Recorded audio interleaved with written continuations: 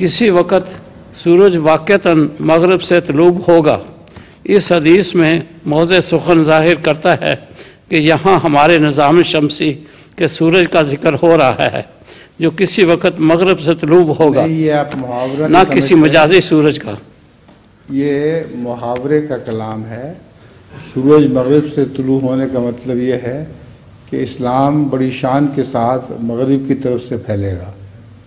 یہ ایک پیشگوئی ہے جو کسی زمانے میں ضرور پوری ہوگی۔ جب مغربی قوموں کو خدا تعالیٰ اسلام قبول کرنے کی توفیق عطا فرمائے گا تو پھر اسلام بہت تیزی سے دنیا میں پھیل جائے گا۔ ٹھیک ہے، ٹھیک ہے، ٹھیک ہے، بس۔ جزاک اللہ۔ دوسرا سوال، اور سوال؟ جی، اور سوال کوئی نہیں؟ نکالیں جیب میں سے سوال۔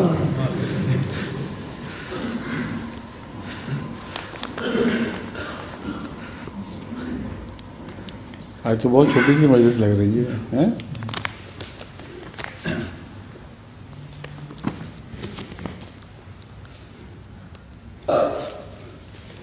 3 صفحے تو ہیں آپ کے پاس اچھے بھلے، چھپائے کیوں ہوئے تھے؟